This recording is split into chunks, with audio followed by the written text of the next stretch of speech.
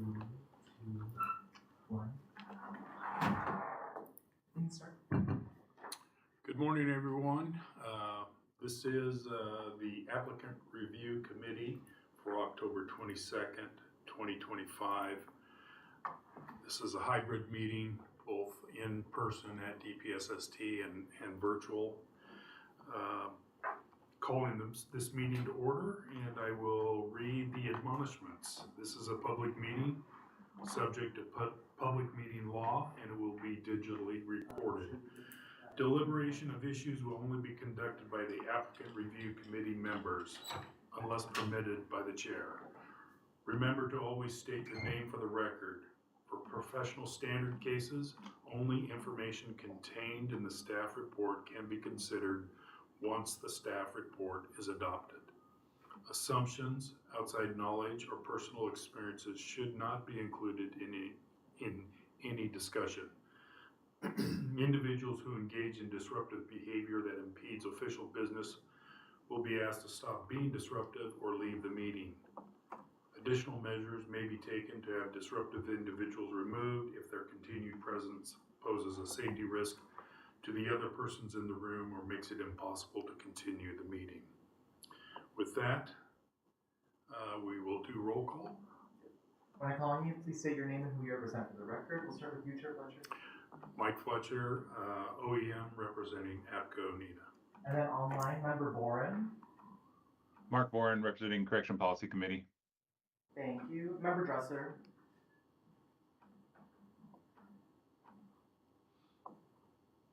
Kevin Dresser, Tiger Police, non-sworn. Thank you. Member Frost.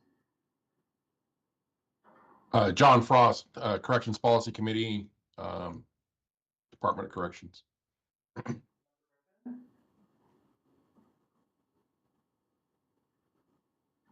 Member Griffin, can you hear us? I can now. Rhonda Griffin, LeGrand PD, representing its APCO NIDA TPC committee. Thank you. And Member Wood. Robert Wood, Police Policy Committee, public member. And now for staff introductions, I'll go first. Juan Lopez, Executive Assistant, DPSST. Eric Rudell, Criminal Justice Support Specialist, DPSST. Cindy Park, DPSST. Marie Atwood, Professional Standards Division Director, DPSST. Jennifer Howell, DPSST. And Celine Gacho, DPSST. And back to you, Chair Fletcher. Thank you. At this time, I'm looking for a consensus for the meeting minutes of September 24th. Everyone had a chance to review them. If you're looking for approval or consensus to adopt as is, or if they need to be edited and changed, looking for your input. Thumbs up, thumbs up, thumbs up, okay. So we can confirm the consensus to approve the meeting minutes as written. There's no objections. We will consider the meeting minutes adopted. This time we're going to review our first case, and we're going, do we have someone here? Okay, very good. Thank you.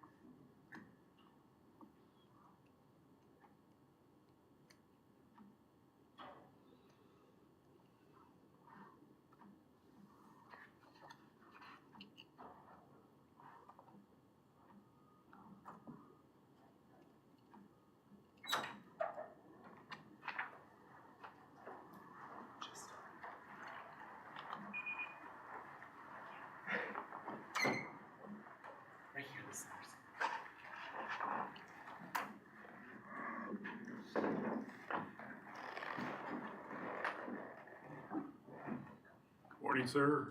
Is it CG? ZG. CG.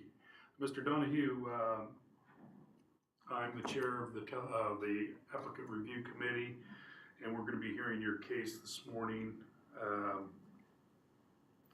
For the committee members and yourself, sir, you have 5 minutes to make your case. The committee will not be asking you any questions.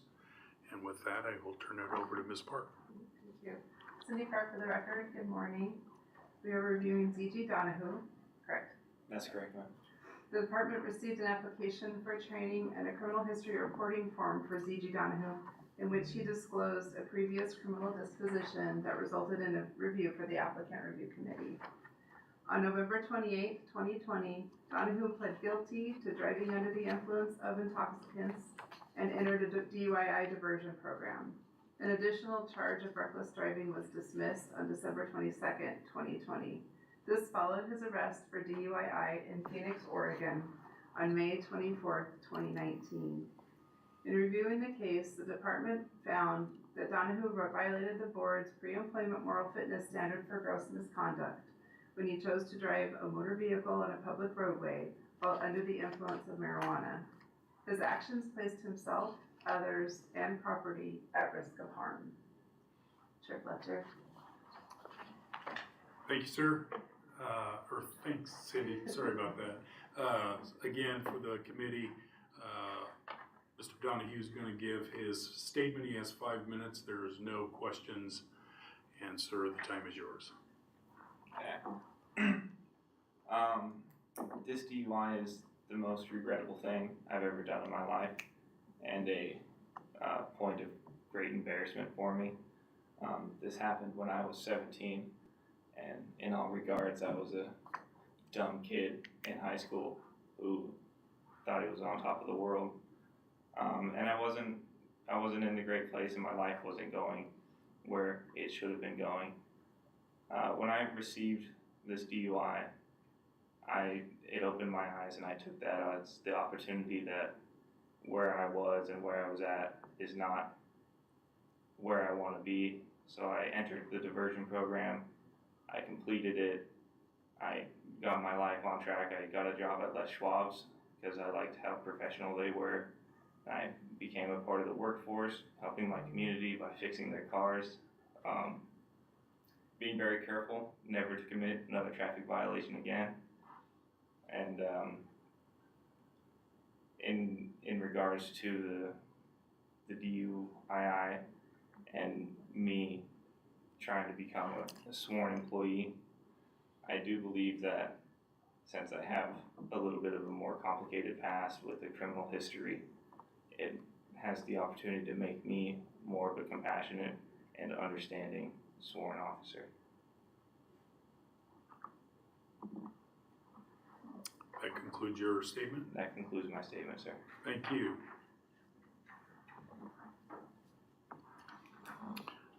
For the committee, I'm looking at this time for consensus to adopt the record, or if you'd like the record to be returned to staff.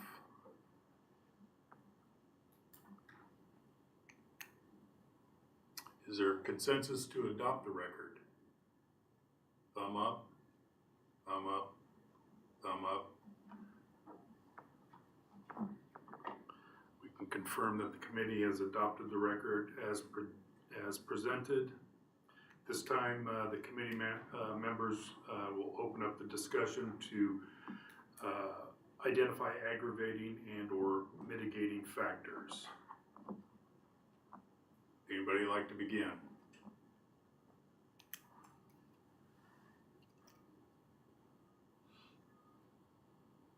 Kevin Dresser for the record, obviously for aggravating the decision to do what he did, smoke the marijuana, and not only drive, but drive with friends in the car. Is pretty serious and obviously very dangerous. I think mitigating is he was, it seemed by the police reports indicated that he was respectful, admitted to the mistakes and was compliant with the investigation. And then obviously he's gone through the diversion and completed that I think the letter that his mother wrote, kind of where he was in life, kind of explains some things. But this also happened when he was a juvenile, and it seems that his employment and things that he's done since then show that he's matured. And seems to have learned from the experience. Thank you, Kevin. Robert Wood for the record. I'd just like to say that his presence today and taking ownership of what he did when he was 17, as well as turning his life around and getting a job at Les Schwab. I think that goes to mitigating and goes a long ways.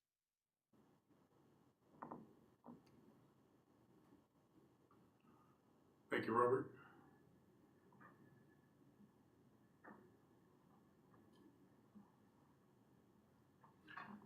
For the record, Mike Fletcher, I also recognize there was no evidence of dishonesty. He pled guilty.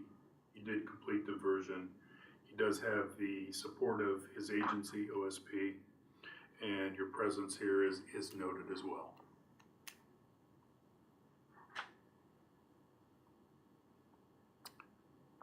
Any other input from the committee?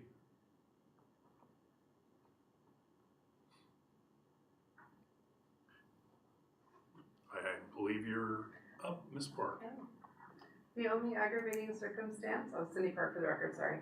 The only aggravating circumstance I recorded is the decision to drive under the influence with friends in the car and the dangerousness of that decision. Mitigating, he was respectful with the law enforcement officers, admitted to mistakes, completed the diversion. The letter from his parent was mitigating actions since the DUII showed he's matured and learned from his experiences, took ownership and appears to have turned his life around, the support of his agency, found whose verbal mitigation and presence at the meeting today are all mitigating factors. Can I get consensus on confirmation that the items listed are accurate? Thumbs up, thank you. We can confirm that. At this point, we're going to discuss moral fitness violation categories. This does require a motion and a vote. Remind everyone that please state your name for the record and identify moral fitness violations.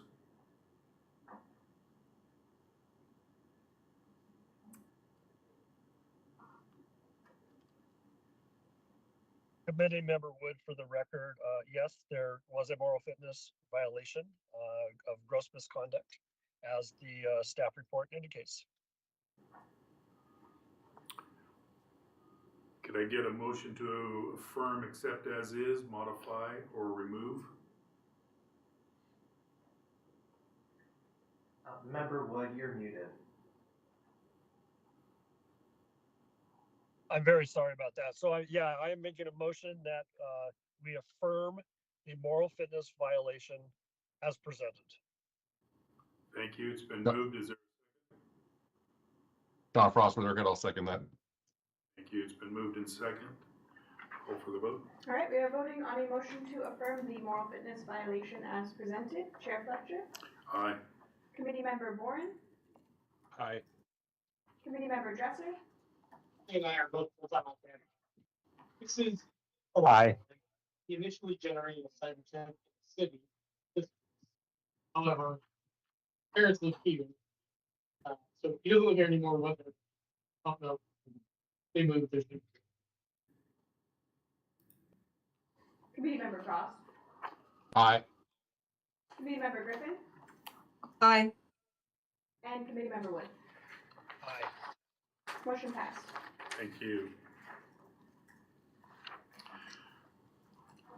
At this time, we will take a motion and a vote of whether to take action or no action.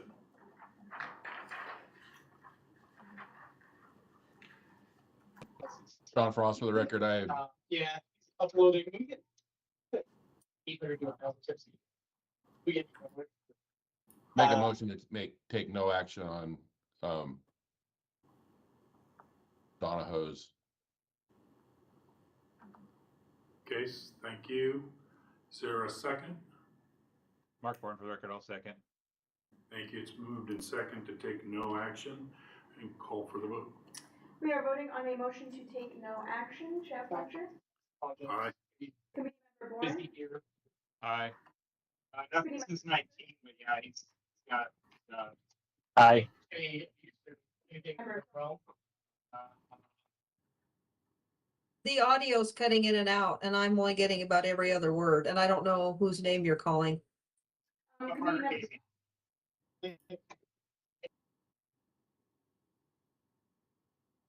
Committee Member Frost, can you hear us? I can. But I've been hearing something cut in and out, and it's hard, it's difficult. Yes, there is interference in the background. sorry, we're on, Committee Member Frost though. Aye.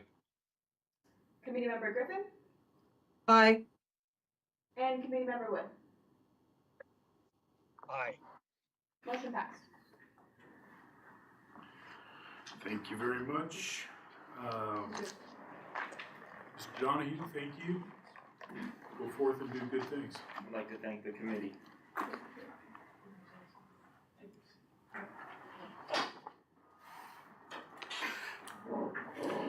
And do we know if Mr. Rios is returning? Mr. Rios is not returning. Very good. So we're starting over with this case from the beginning, correct? Correct. Okay.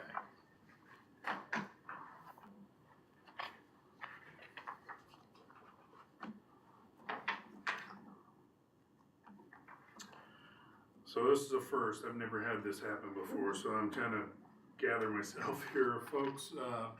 Apparently last month you heard this case, and so talking to staff, we are redoing the case of Juan Rios. Do you want me to give a little bit of a? Sure, that'd be great. For the committee members' awareness, this is Marie Atwood for the record. We did initially hear this case last month at ARC. There were 4 committee members present. We had quorum. However, and Mr. Rios was present and provided verbal testimony for mitigation purposes. However, during the deliberations, we received both a motion for action and a motion for no action that were both seconded. And so with our quorum of 4 and 2 versus 2 on each motion, we ended up in a deadlocked position. We talked briefly about how to approach this, since I don't think anyone in the room had ever had essentially a hung jury at an ARC meeting before. We landed on revisiting the case today. Obviously, we have a larger group of participants present, and for those committee members who were not present last time, and to ensure due process for Mr. Rios, we're just going to start the case again from the beginning. You all should have received the transcribed verbal mitigation he provided at the last ARC. So with that, you would have the same record that the original members had when beginning their deliberations, but we're just going to start from square one, including Ms. Park's explanation of the case. Very good, thank you. That helped. Cindy Park for the record. The department received an application for training and a criminal history reporting form for Juan Rios, in which Rios disclosed previous criminal dispositions. On November 19th, 2015, Rios pled guilty to driving under the influence of intoxicants and entered a DUI diversion program. On December 17th, 2015, Rios pled no contest to the offense of reckless driving, a misdemeanor. Both charges were from an incident on October 21st, 2015 in Salem, Oregon. On May 30th, 2018, Rios entered into a friendship agreement deferral program in the Thurston County, Washington Superior Court for the offenses of assault in the 3rd degree, a Class C felony, resisting arrest, a misdemeanor, and malicious mischief in the 3rd degree, a gross misdemeanor. Rios completed the friendship agreement and the charges were dismissed. As Ms. Atwood has said, the applicant review committee reviewed this case in September. The committee agreed on the moral fitness violations, however, was unable to come to a consensus whether or not to take action in the case. As a result, the report is being presented to the committee again with the addition of the verbal mitigation provided by Mr. Rios and the committee report outlining aggravating and mitigating factors that were identified. Chair Fletcher. Thank you. Oh, I didn't, I'm sorry, I forgot to review the moral fitness violations. I should probably complete my statement. Excuse me, Cindy Farr for the record again. The department found that Rios violated the board's pre-employment moral fitness standard for gross misconduct when he chose to drive a motor vehicle on a public roadway while under the influence of alcohol and wrecked his car by hitting an electrical box and a fire hydrant, causing damage to property and putting himself and others at risk of harm. Additionally, Rios violated the board's pre-employment moral fitness standard for gross misconduct when he engaged in reckless conduct that caused damage to the lobby of a hotel and while he was resisting arrest, caused harm to a police officer by straining the officer's wrist. Now I'm completed. Thank you very much. Chair Fletcher. So, for the committee, I'm seeking consensus to adopt the record or return the case to staff for additional information if needed. So first I'll ask for consensus of whether to adopt the record. Is there consensus? Thumb up, thumb up, thumb. Thank you very much. We can consider the record adopted. Up for discussion is aggravating and mitigating factors. This requires no vote. We're looking for discussion of the committee members.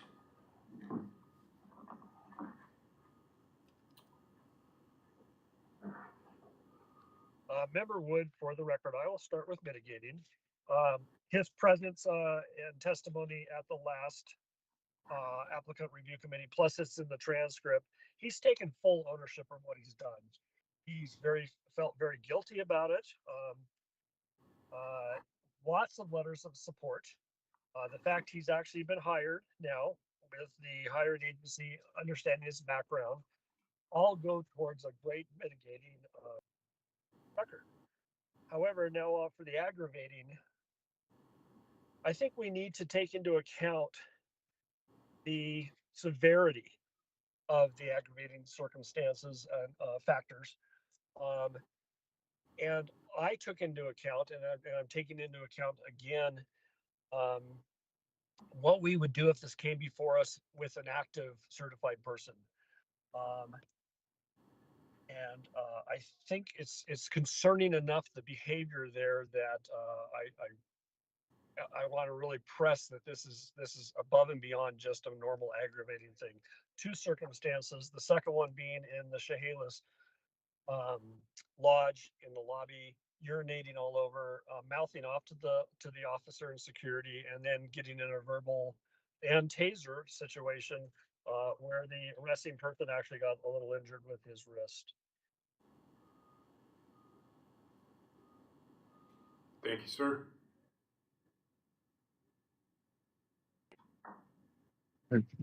Member Dresser, again, I kind of share the same thoughts. I agree with the mitigating factors, but regarding aggravating, these are two incidents within a few years of each other, both involving alcohol. Both incidents involved him being uncooperative. Certainly the DUI was uncooperative with regard to not wanting to get out of the car and a few other things, but certainly the second incident with what he did, the setting that he did it in, family water park, and he is intoxicated to the point that he's urinating in a public lobby in a plant in front of family and children. And then the arrest results in a taser use and injuring an officer. So I think those are fairly aggravating and concerning. Rhonda Griffin for the record. I agree with the aggravating factors that have been listed. I think mitigating also for me is that the time that has passed, it's been 8 years. He owed what he did and the charges were dismissed. And I feel like if they would have been, I mean, they were serious, but if it's that serious, why were they dismissed? Mark Bourne, for the record, I'd just like to reiterate that a mitigating factor that he was not employed in a certified position at the time of the conduct.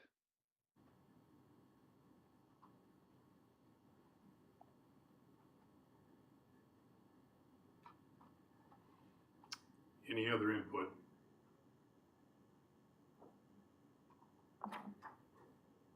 I guess I failed to mention, but it isn't in the report, but I think he had to be hog-tied.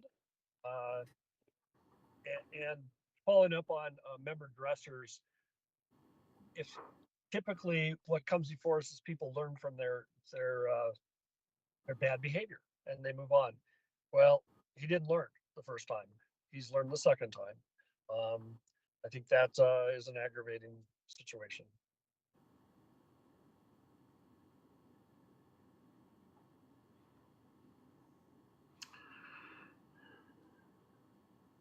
Thank you, everybody.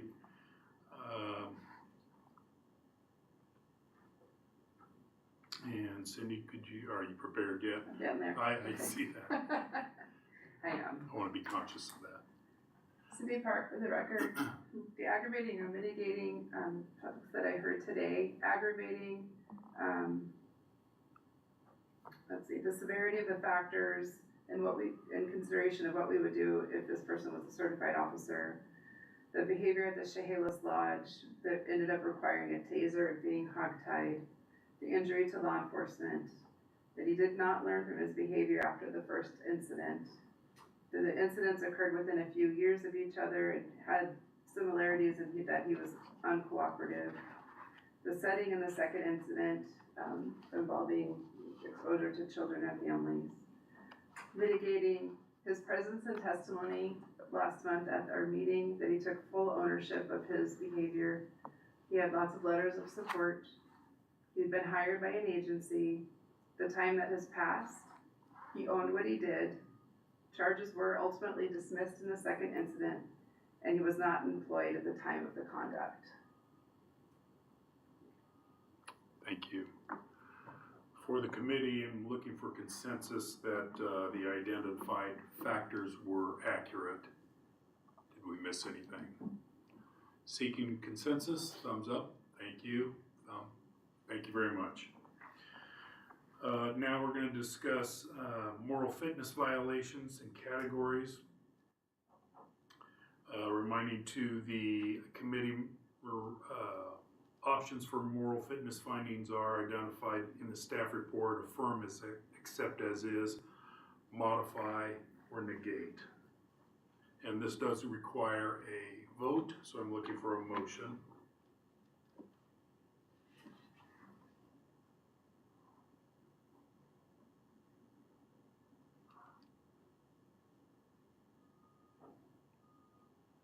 Mark Bourne, for the record, I'd make a motion to affirm the misconduct as stated in the report. Thank you. It's been moved. Is there a second? John Frost, I'll second that. Thank you, Mr. Frost. Moved and seconded. We can call for the vote. We are voting on a motion to affirm the moral fitness violation as presented. Chair Fletcher? Aye. Warren? Aye. Committee Member Dresser? Aye. Member Frost? Aye. Committee Member Griffin? Aye. And Committee Member Wood? Aye. Motion passed. Thank you. At this time, we're accepting the motion to take action or no action.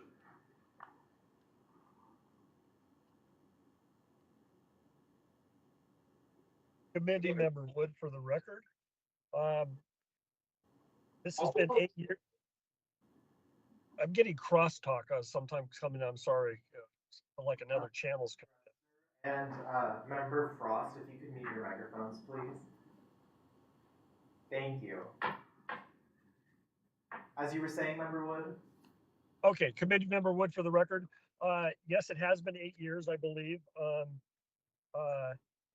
But due to the severity of the aggravating circumstances, I'm going to make a motion that we take action but I'm gonna define that now before we go on to the next topic of length of, it wouldn't be revocation, the length of, I don't know what word I'm looking.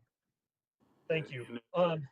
Inactivity. Yes, that would be less than 8 years, but I think we need to, as a committee, recognize the severity of this and not just push it through with no action. So I'm making a motion that we take action. Thank you, sir. Member Dresser, I second his motion. It's been moved and seconded. We are voting on a motion to take action. Chair Fletcher? Aye. Committee Member Bourne? Nay. Committee Member Dresser? Aye. Committee Member Frost? Aye. Committee Member Griffin? Nay. And Committee Member Wood? Aye. Motion passed.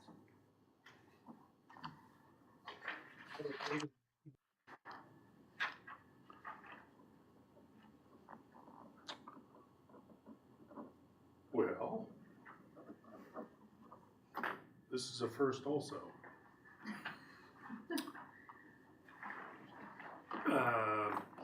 So we will call for a discussion, a motion regarding the length of ineligibility period. The lengths can be,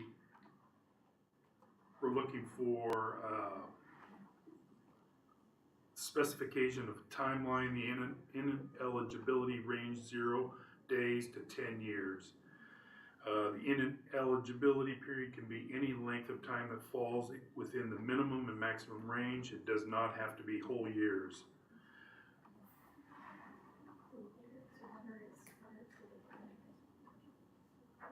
Just for Mark Warren for the record, just for clarification, when would this start? When is the beginning date of this? That's, there's sidebar conversation going on with staff right now, so stand by.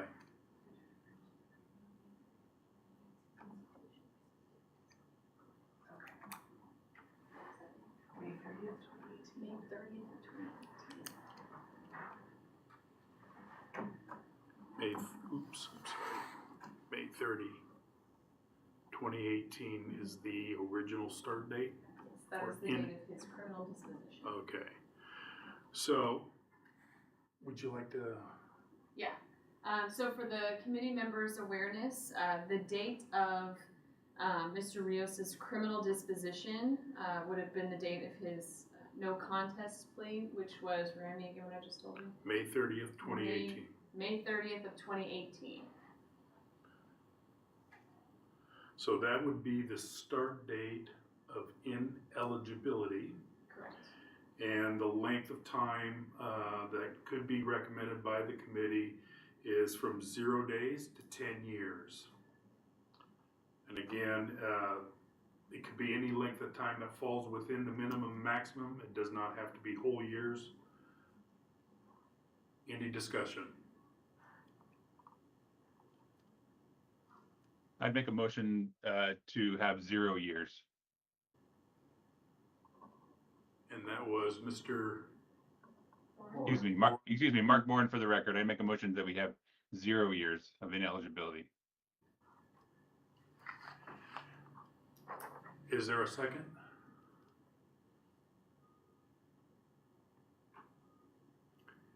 Hearing none, the motion dies. Member Wood, for the record, I would make a motion for 3 years. 3 years. And Member Dresser, I second that motion.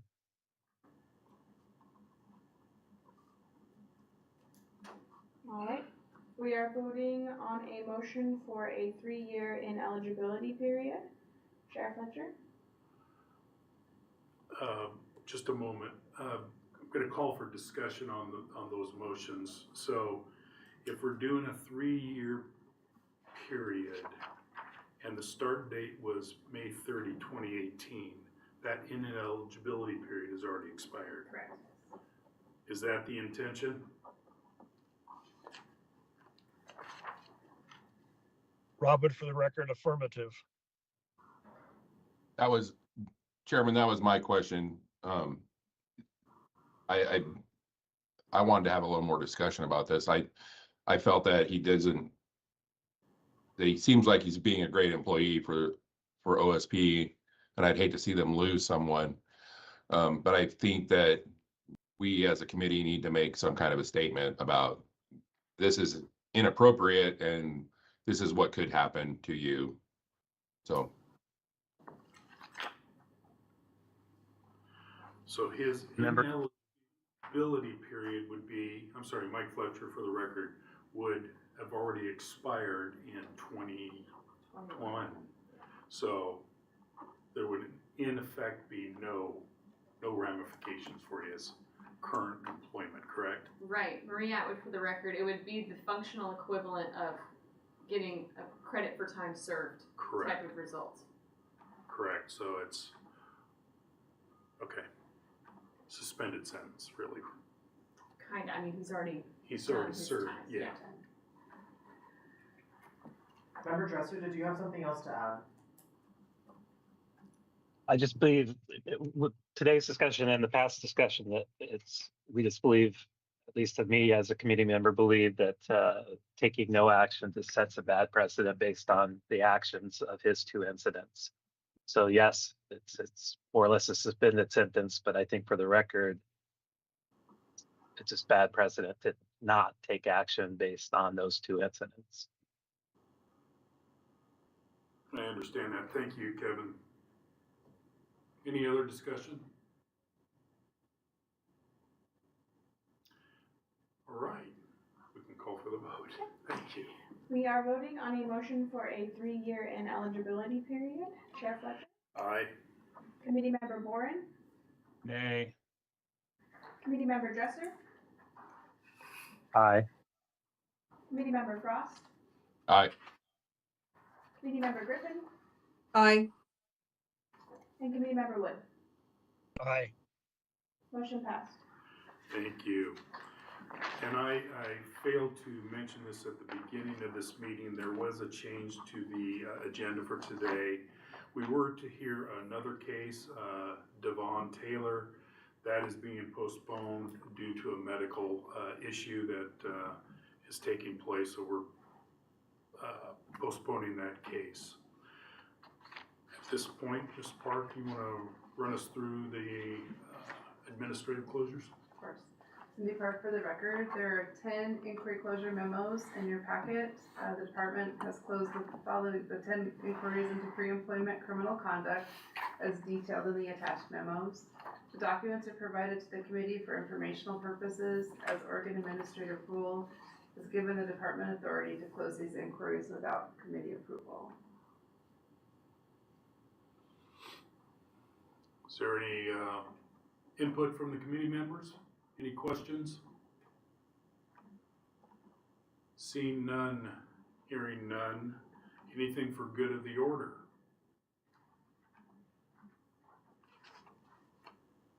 Hearing none, our next scheduled meeting is scheduled for November 19th. That may change depending on caseloads. So with that, I will adjourn the meeting. And it is 11:39. Thank you. Thank you.